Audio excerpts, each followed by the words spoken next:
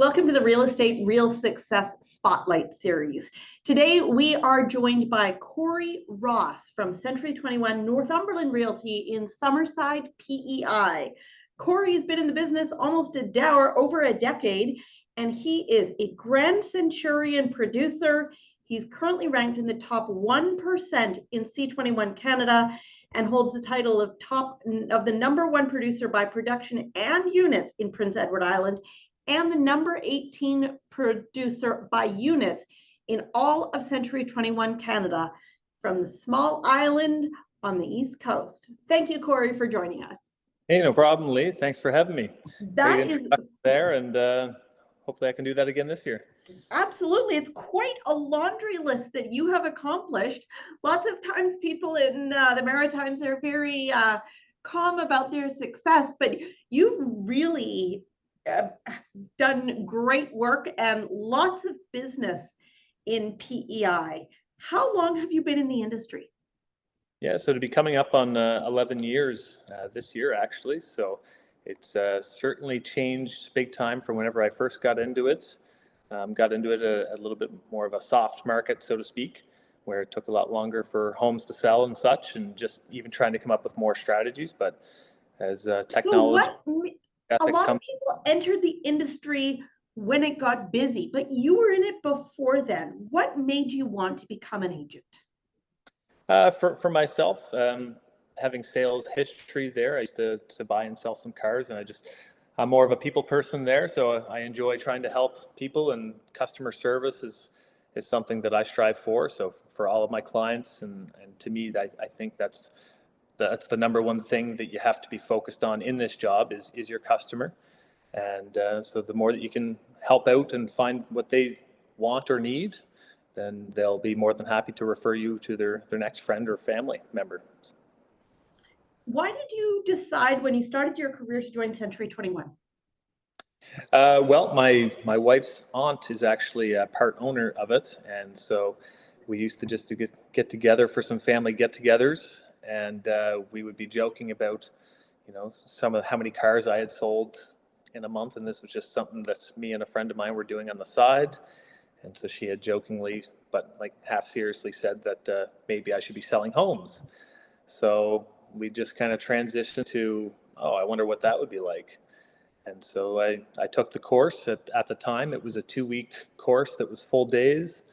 And then after that, I dove right into it. And it was, don't get me wrong, there's been a lot of learning curves. And especially starting out, you kind of get into the business and you think that because you took the course that maybe everybody knows that you're in the business, and whether it's friends or family or people that you think would use you right away, they may not know that you are in real estate. So I think it's that was one of my first learning curves, is that to actually get my name out there and reach out to those that I'm close with, and try to see if there's anything that I can help them with, and try to build the confidence and work together and get the job done. Great. What makes Prince Edward Island a unique real estate market? Well, I mean, there's no question that with the pandemic that we had, it was kind of that niche market there where people were flocking to PEI because of how well we were isolating. We did great numbers there as far as keeping the viruses and things like that under control, and still allowed us to keep on getting out into the everyday life, and with caution there, of course. But as far as the market here, there's people that come here. I think the tourism stats were something like over 1 million people come here during the summertime. So when you have that many people come here, nobody's ever seen, whether it be the red sand that we have for our fields and beaches and stuff like that. And the people here are very nice. You can cover the island tip to tip within a couple days if you wanted to do some touring around. So I think a lot of people really like that. The seafood is a big hit here too, and the PEI potatoes. So are most of your clients, you talked about building relationships with people that you know, are most of your clients local who are staying here, or are they those people who come for the summer and fall in love and want a vacation home? Yeah, I would say that probably 30 to 40% of my clients would be non-residents of PEI. And part of that stems from me meeting those people that are from off island, and then they're referring friends and family to myself. But then also, some of the local clients that I have here, they're giving me the opportunity to put their home up for sale, and by people from off island, they're inquiring through me. So when they do that, I jot down their information and try to establish a connection and a good working relationship that I can help them through the process to find what they want and need. Marketing is a big part of the job, and you've got two different audiences, those people who are from off island and the local people. What Yeah. are some of the things that you rely on for each of those audiences for your business?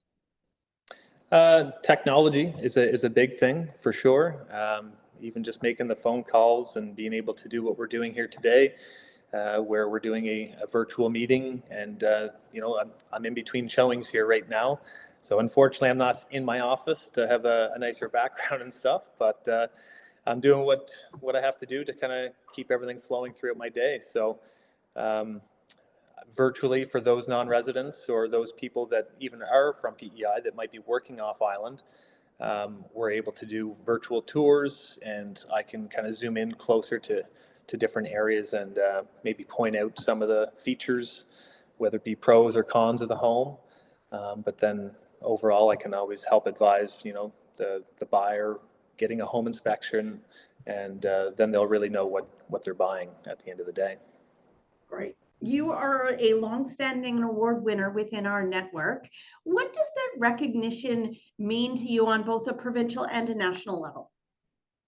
To be honest, I'm pretty humbled that I even get those kinds of stats. To be honest, I can't say I'm one to really pay attention to how much the numbers are or anything like that for when it comes to the award sides of things. Like every day that I do wake up and I get to work, it's really just who's on my list that I have to try to help buy or sell.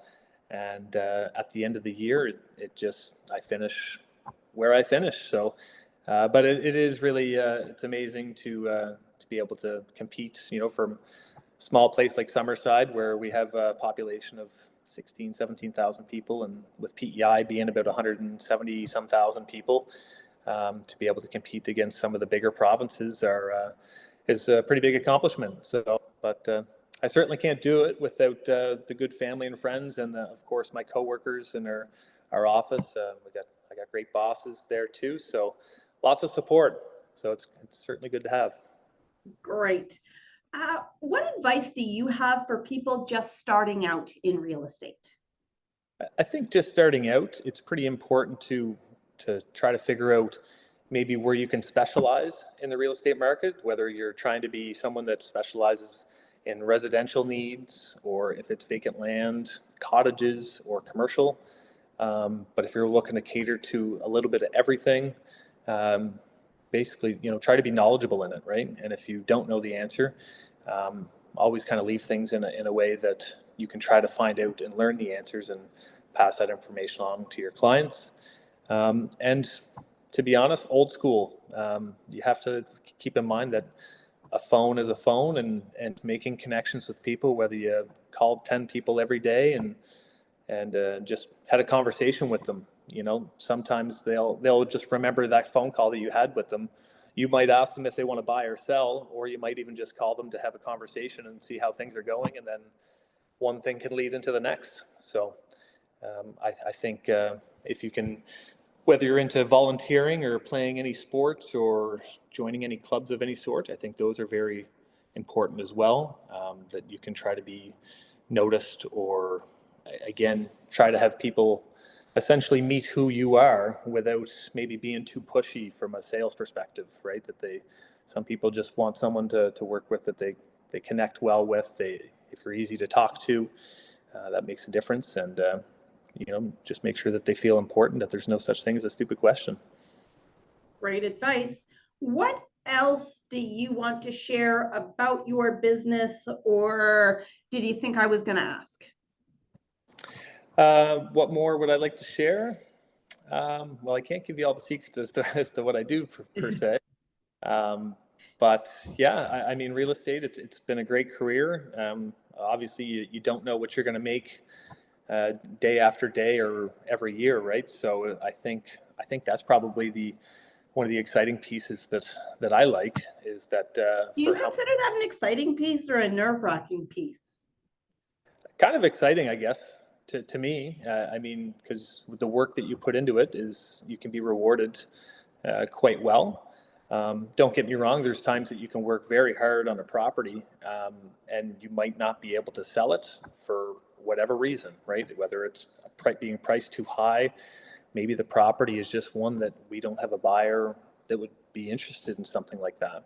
So there are times where you can lots of sweat, tears, and equity into anything there, and you might walk away with nothing. But if you're looking at your overall success rate from job to job, I think that's probably the most important thing to do.